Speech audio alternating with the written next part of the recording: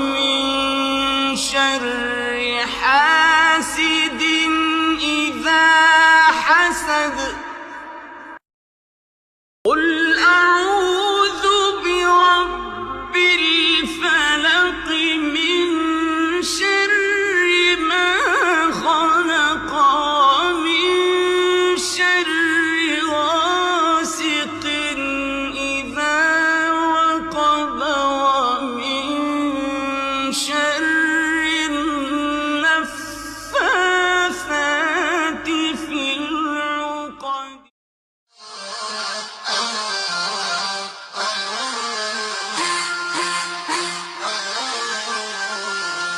محمد ابن عبد الله محمد نبينا محمد المصطفى نحن فداك نحن فداك يا رسول الله يا رسول الله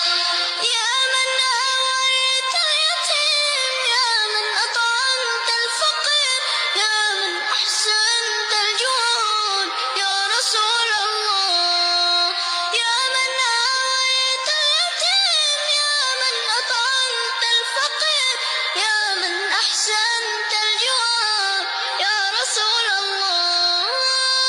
يا رسول الله محمد ابن عبد الله محمد نبينا محمد المصطفى نحن فداك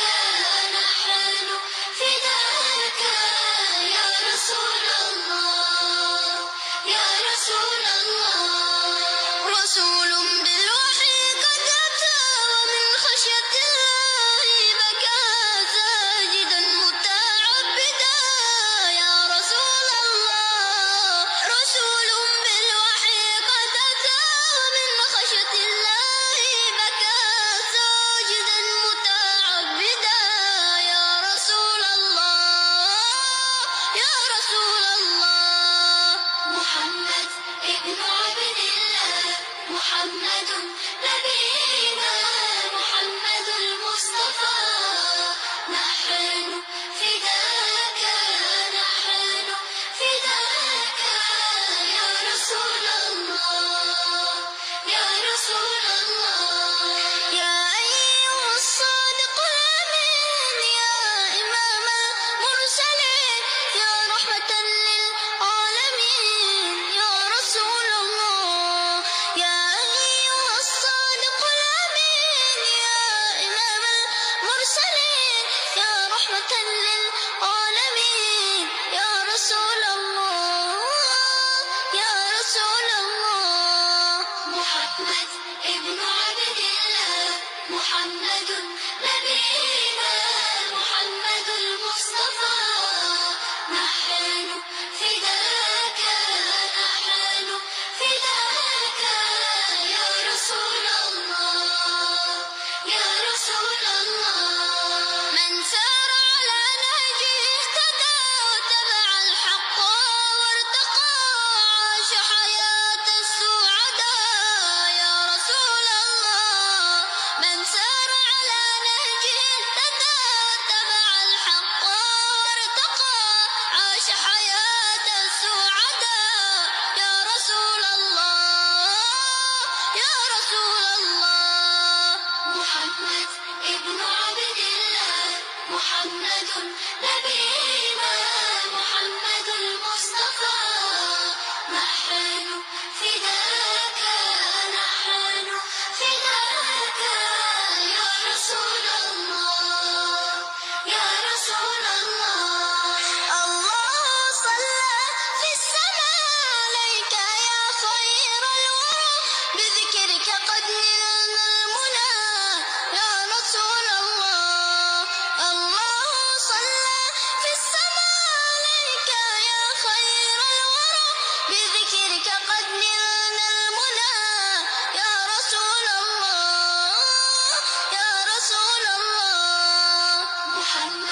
ابن عبد الله محمد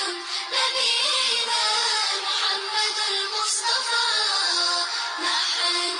فداك نحن فداك يا رسول الله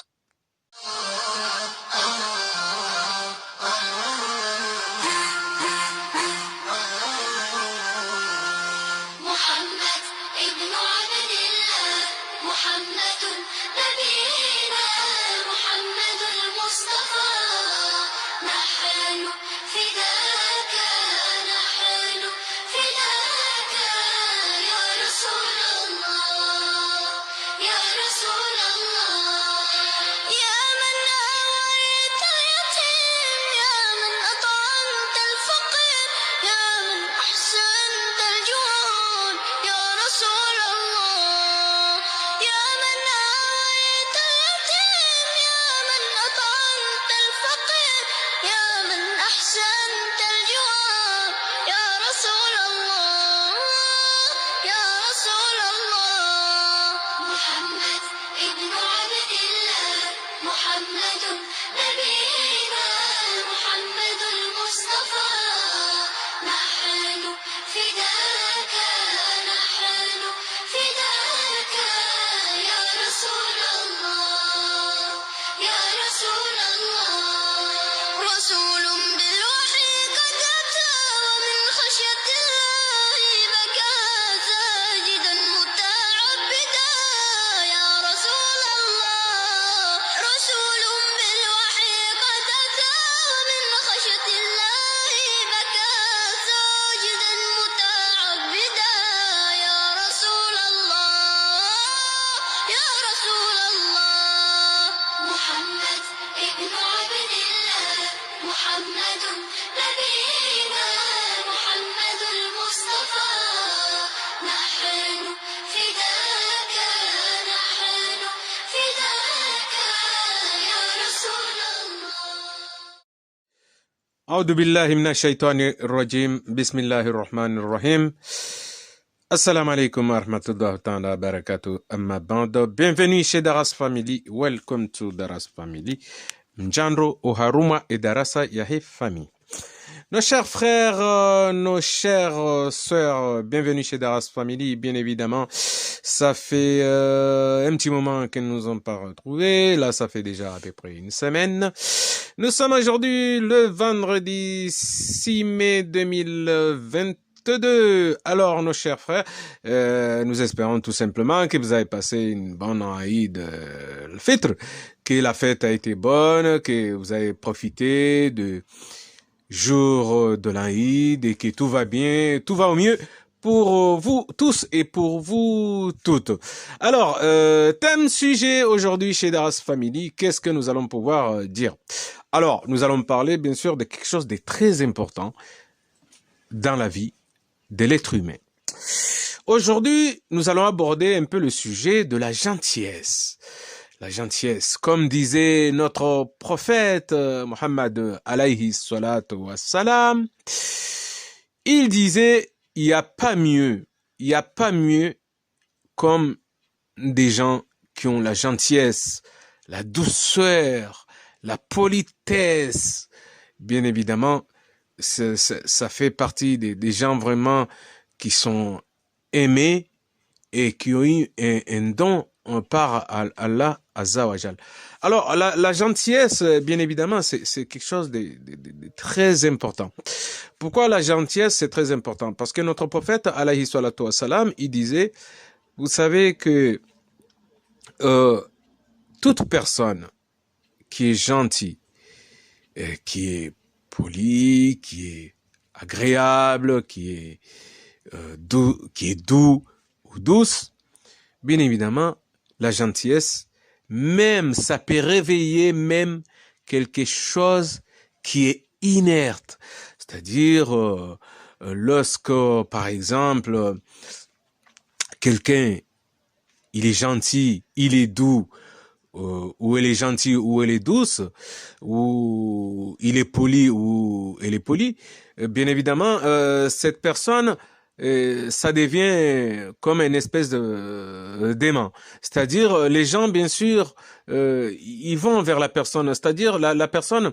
il attire les gens, il attire les personnes. Pourquoi? Parce que sa gentillesse, ça devient carrément une beauté.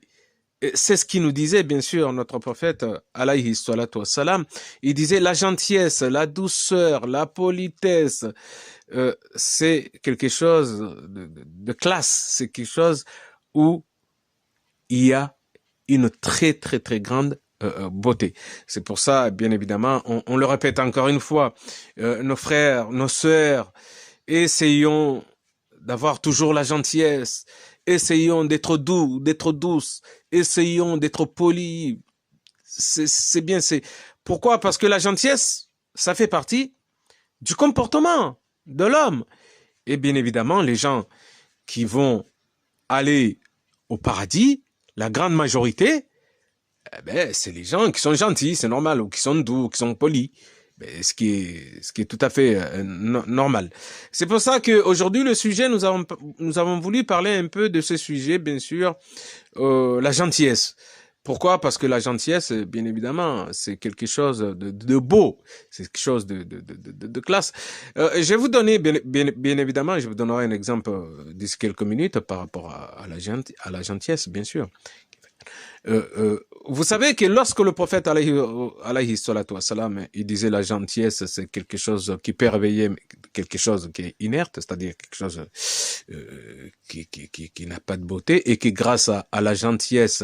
la chose qui n'a pas de beauté peut être réveillée par la gentillesse.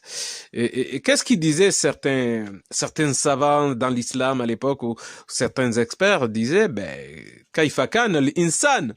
C'est-à-dire que ces sahaba du prophète disaient tout simplement, alors, si la gentillesse peut réveiller quelque chose d'inerte, c'est-à-dire si la gentillesse peut réveiller quelque chose qui n'a pas de beauté, qui n'a pas de vie, alors imaginons l'être humain, imaginons l'ins, imaginons l'être humain qui a quand même un âme, nous avons un cœur, un être humain qui a une gentillesse, qui est doux, ou qui est douce, qui est agréable, qui a un bon comportement, qui est poli. Imaginons, bien évidemment. C'est pour ça que, bien sûr, à l'époque, certains sahaba ou certains savants aussi, bien sûr, de l'islam disaient kaifa kan l'insan. C'est-à-dire, imaginons quelque chose, si la gentillesse peut réveiller quelque chose qui a pas de vie, alors imaginons l'être humain qui a une vie, qui a une âme. Si il est doux, il est gentil, il est poli, imaginons le bonheur et la joie qu'il peut bien évidemment amener à d'autres gens. C'est pour ça que nous avons voulu bien sûr parler de ce thème aujourd'hui parce que la gentillesse, bien évidemment, c'est très important. Bon, des fois, bien évidemment, je vais vous donner juste un petit exemple. Des fois, on peut passer, par exemple, quand on passe, bien sûr, dans la ville, sur un trottoir, on peut, bien évidemment, sans faire esprit, marcher sur le pied de quelqu'un, ou on peut bousculer, bien évidemment, une personne tout court. Et ça nous arrive nous-mêmes, bien sûr, de demander le pardon. Pourquoi? Parce qu'on trouve que c'est quand même normal de demander le pardon lorsqu'on bouscule quelqu'un sur le trottoir. Voilà. Mais quand on le dit avec gentillesse, tendresse et poli et douceur, bien évidemment, la personne, il nous pardonne immédiatement. C'est le contraire. Il prend ça avec le sourire. Il nous pardonne, mais avec sourire. Pourquoi? Parce que on a été franc. Voilà, on a été honnête. On a dit non. Excusez-moi, mon frère, je n'ai pas fait exprès de vous bousculer, ou excuse-moi, ma sœur, je n'ai pas fait exprès de vous bousculer ou de vous marcher sur le pied. C'est pour ça que, bien évidemment, la gentillesse, c'est très, très important pour chaque être humain, bien évidemment. Voilà, c'est pour ça que nous avons voulu, bien sûr, aujourd'hui parler de ce thème. Je vais vous donner juste un petit exemple que je vous ai dit tout à l'heure. Regardez, par exemple, lorsque nous étions des gamins, alors je parle de ça les années 80, nous on était des petits gamins à l'époque, c'est-à-dire les gens de ma génération, par exemple. Les années 80, on était tout tout petits, on était des enfants. Mais à l'époque, les adultes de l'époque, c'était quoi? Ils étaient attirés tout ce qui est belle ou beau. Mais la grande majorité était attirée par des belles femmes à l'extérieur, bien évidemment. Normalement à l'époque c'était comme ça. Voilà, on voyait les hommes comment se comporter avec les femmes qui avaient une beauté extérieure, c'est-à-dire avec le visage. Mais les hommes à l'époque, ils ne voyaient pas la beauté à l'intérieur des femmes, mais ils voyaient juste la beauté extérieure. La preuve, il y en a beaucoup qui ont eu des problèmes à l'époque des années 80, bien évidemment, des hommes ou des gens qui étaient mariés. Pourquoi? Parce que les hommes à l'époque, ils disaient, bon, la beauté extérieure, c'est bien, la femme elle est ci, elle est ça. Alors que depuis 1990, dès que nous sommes revenus en 1990, c'est-à-dire que c'est là, nous, on commençait à quitter l'adolescence, les gens de ma génération, eh bien, le système a été changé. C'est-à-dire, les hommes, depuis 1990, ils ne voyaient pas les femmes,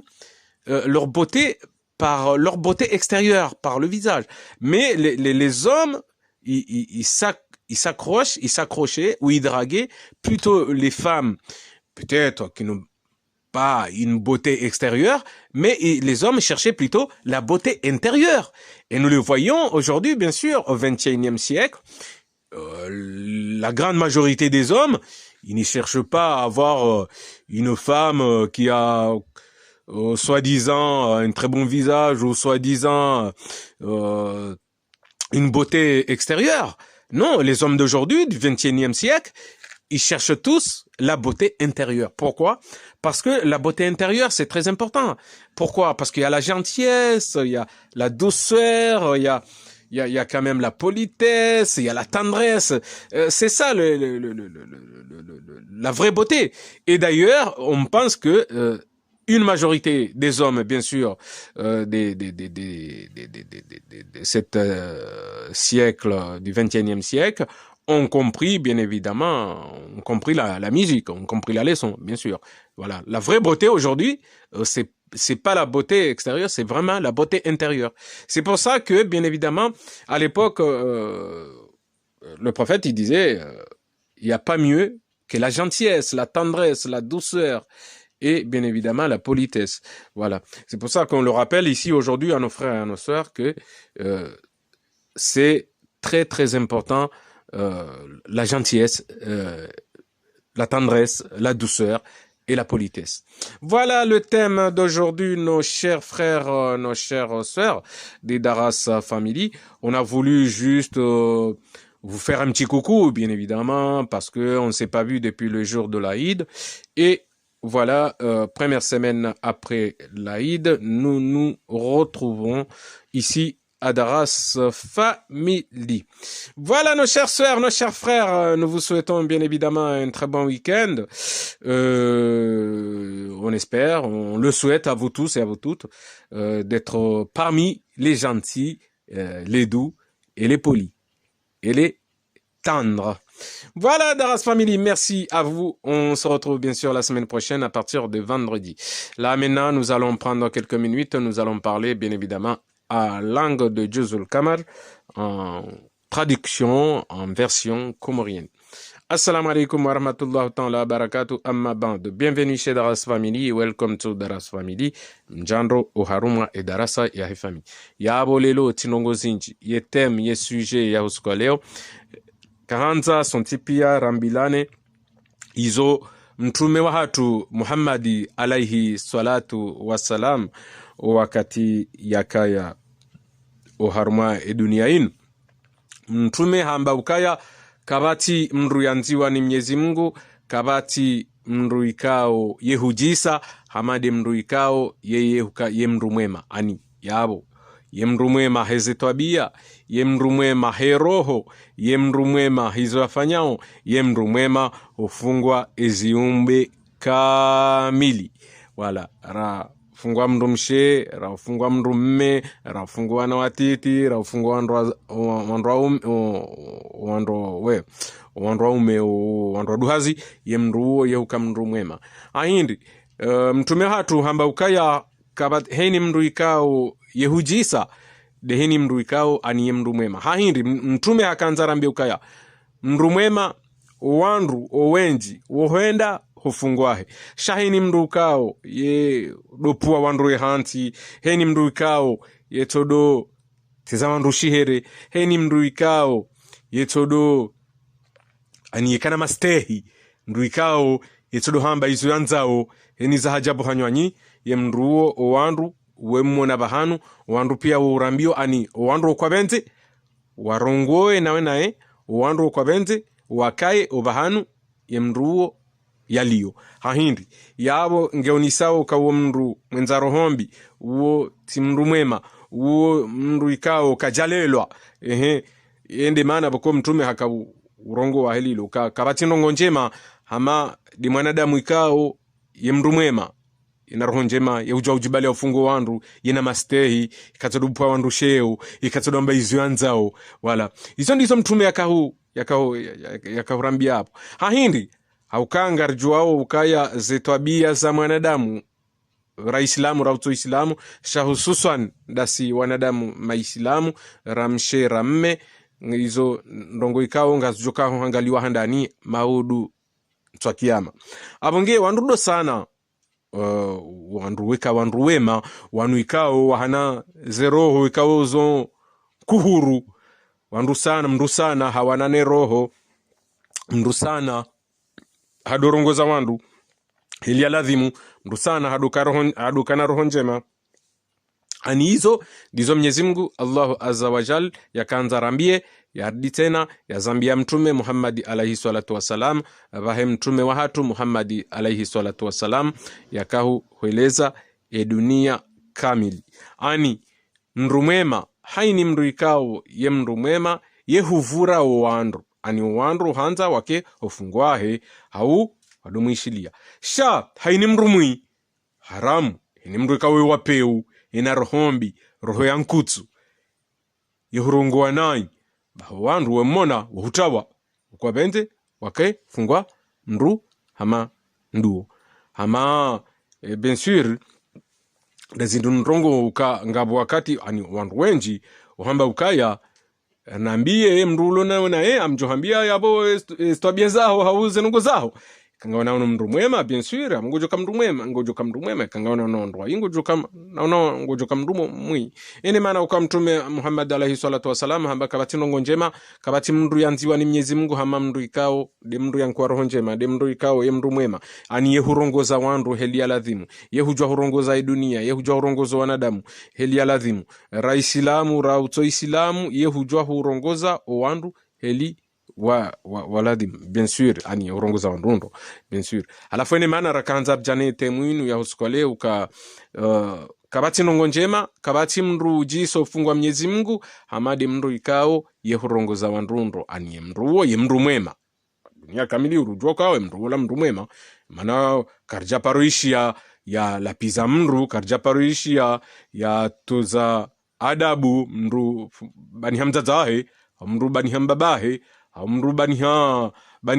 baniha zukiwahe sha mndu mwema wanrujua ukamndu kao yehurongo wandu ikatodo hamba inizo za johanywanyi jiheli bokai harma dunia inu ngarjua ukanga wandu kao hamba izo wanza pua wandu sheo hamba nungu za tuladhimu ra nungu za hao ra nungu za hao ifuanji ene mana mtume Muhammad alayhi salatu wasalam yakaurambia ukaya haini mndu ikao ye mndu mwema yena roho njema uo mndu ya sayanziwa ni Mwenyezi Mungu Allah Azza wa Jal nubahanu rakabjana isuje inu ya usuka leo ka narsane sonti pia wandu waduka wandu wema mndu ati sodo jifanya uka ye Mwenyezi Mungu yende ya umbaye dunia inu no ya umbaye dunia inu nezenongo zonti pia ya upara Mwenyezi Mungu Allahu Azza wa Jal sha mndu ati parati jifulani haujau na jau ike abo mrungu jiono kangena ngena ebahati ya Mwenyezi Mungu no ngeanzao haini mndu raisilamu rauto islamu mndu sana haka mndu mwema mndu sana haka na mastehi jelibu konga joka ngabandu wenji mastehi kwa jahanau na mndu tina mastehi yabongar joka mndu yatsulelwa izo ndi zahandani mndu yatsulelwa mndu tuna mastehi ezabili ngarjoka mndu wapeu imana kangurongozo wandu ihurongoza wandu hambi shaka japa rongoza mndu heli ya ladhimu ene maana leo rambla ukaya na rido fahamu na rido sana rewana neze roho za hatu rifanye rikiwandu wema lelo imana iyo yonde imani ya handani mndu mwema de roho njema ndohu dola ulia wandu heli ya ladhimu ndohu rongoza binadamu heli ya ladhimu iyo nde uonisa uka abo si maislamu hao nyinyi maislamu hao wowo maislamu ende maana ngaho maswahaba wenda hata wakamwambia mtume Muhammad alayhi salatu wasalam kwamba kaifa kan al-insan ibabo mtume vuamba ukaya ndrongo njema yohenda hata ilamwa mbahindu itona roho kadhalika mwanadamu yatilwa roho ikange mndu mwema ukabo hasa hundu zenongoza njema pia ufungwa Mwenyezi Mungu ya muumba endi maana nardo fahamu re rongwandro rekawandu wema babanu sheibada ndisho anu tidoka hari mndu haja hafungutu mu hau haswali hau hendeheji hau hasisi haheza kabo mndu mwema ndi roho zeroza hatu na ritowe zeroza nkutu rikane roho njema rirongoze ubinadamu rudo rongoza hili ya ladhimu wala hizo ndizo Mwenyezi Mungu Allahu Azza wa Jal ya rambia rudofanya rudohamba hizo ndizo Mwenyezi Mungu Allah Azza wa Jal yaambia mtume Muhammad alayhi salatu wasalam ufungwa wa umati wa hahi abongiabo hizo ndizo habari za usiku leo wananyasi nyotipia yabo ngari mwambiao ni salama na amani hofungwa nyonti pia baraka ya hanyu nyonti hofungwa zifami na himndu ikao harihimilia hau hamuhimiliani haheri wala wananyasi kao ngwendao misafara heni usiku ngari ombelea odua njema wa waswili ni misafara hao rawanu warengao zendrege rawanu warengao zemeli rawanu warengao magari nguya wasulishe onti pia heni bahanu wanzoende ikamgwa benze ike ntwaidi inu ntwaidi njema ya hairi ya homa haunu orjoka na mu wanunu sonti pia ikamgwa benze rilele zifami rike hairi nguya renjeze imani redoka wanruema sonti pia ritowe ze roho zankutu rike wanruema ofungwa heni ushiumbe ikamgwa benze mahaija o ikenge joka mahamema ya hairi hofungwa sonti pia ikamgwa benze daheni shiumbe ra islamu ra uto islamu imana re ulo islamu ra uto islamu sonti pia sindo wana wa mtume Adamu yabo hizo ndizi habari salama na amani wananyasi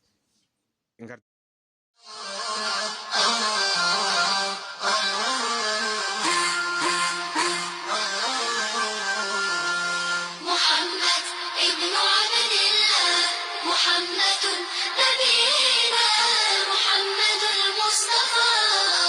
نحن فداك يا رسول الله يا رسول الله يا من آويت اليتيم يا من أطعمت الفقير يا من أحسنت الجود يا رسول الله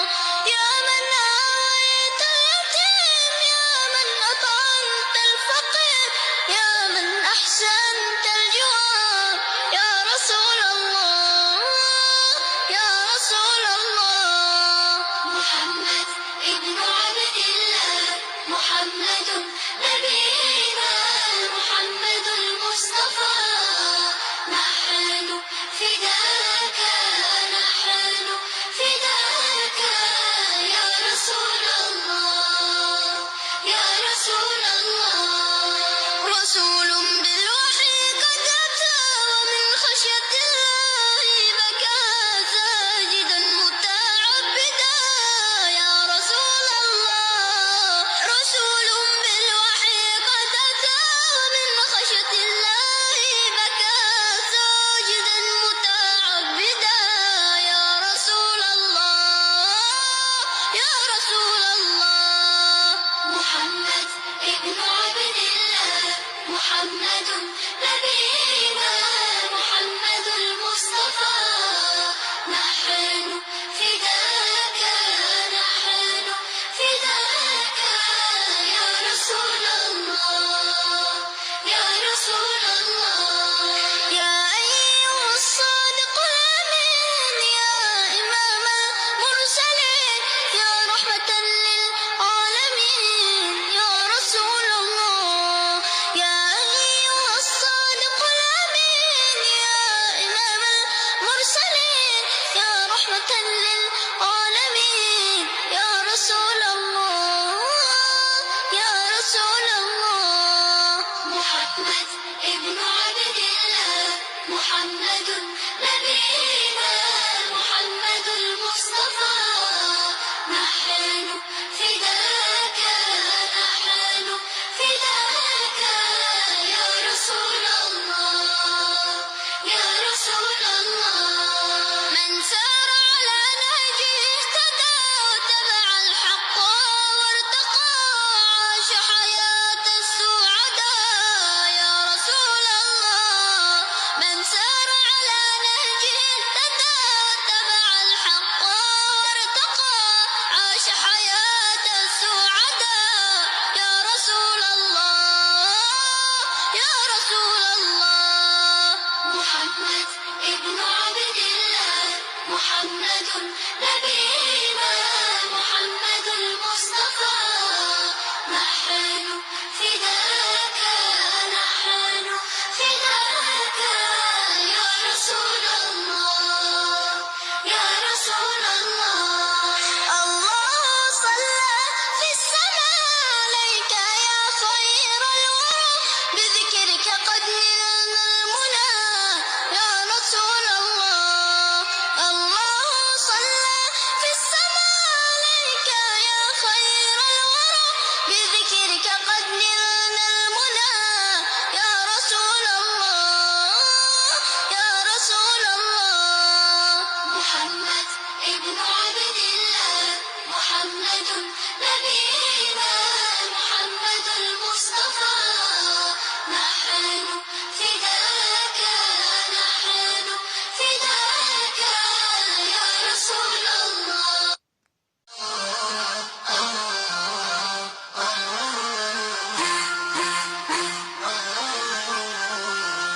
محمد ابن عبد الله محمد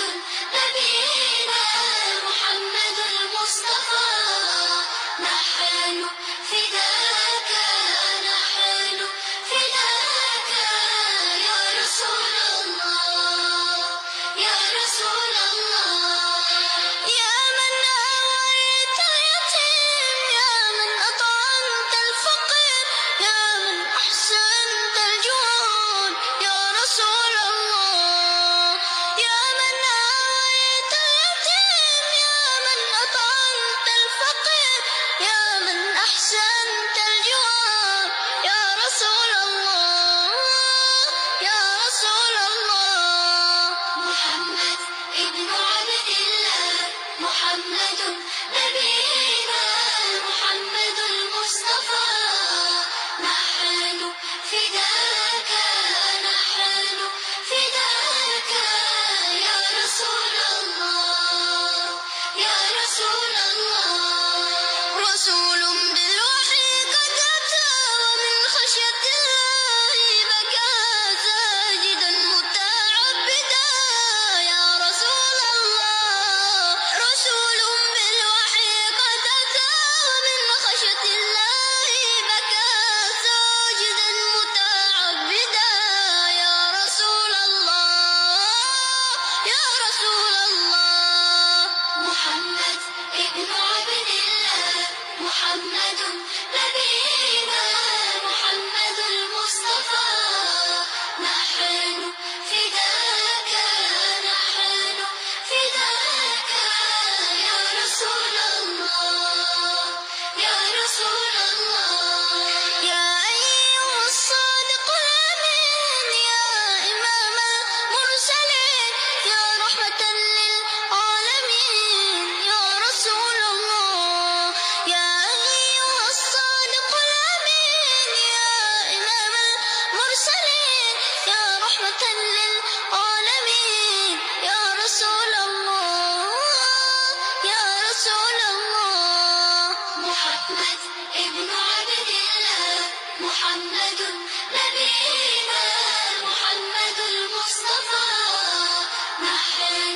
فداك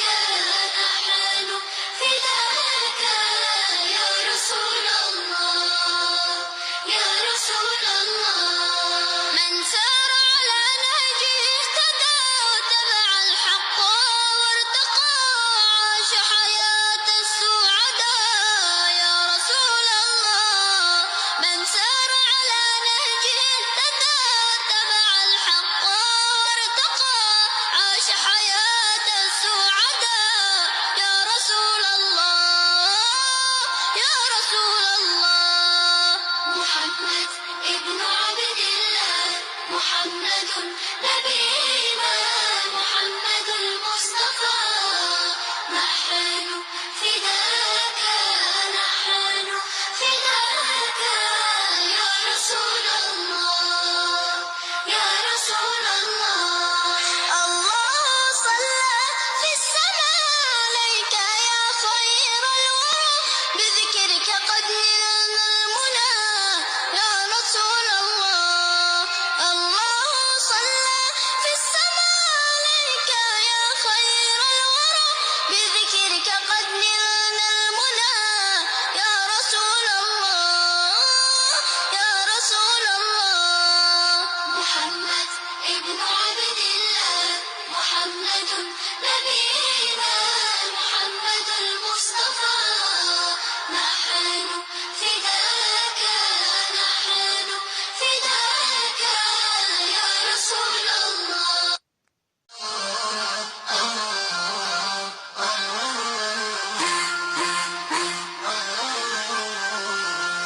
محمد ابن عبد الله محمد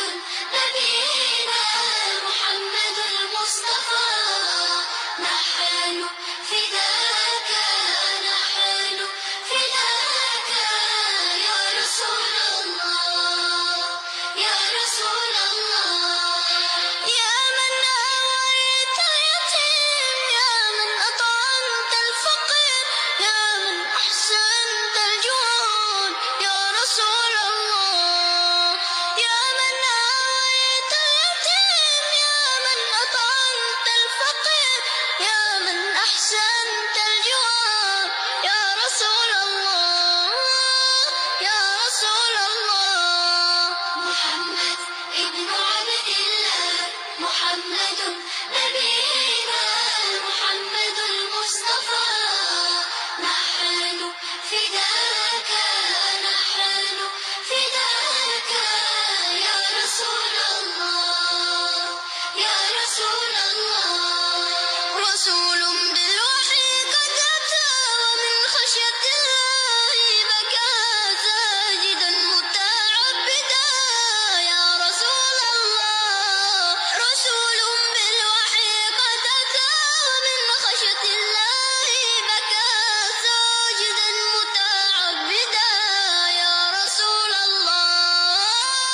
يا رسول الله محمد ابن عبد الله محمد نبينا محمد المصطفى نحن فداك نحن فداك يا رسول الله يا رسول الله يا أيها الصادق الأمين يا إمام المرسلين يا رحمة للعالمين يا رسول الله يا أيها الصادق الأمين يا إمام المرسلين يا رحمة للعالمين يا رسول الله يا رسول الله محمد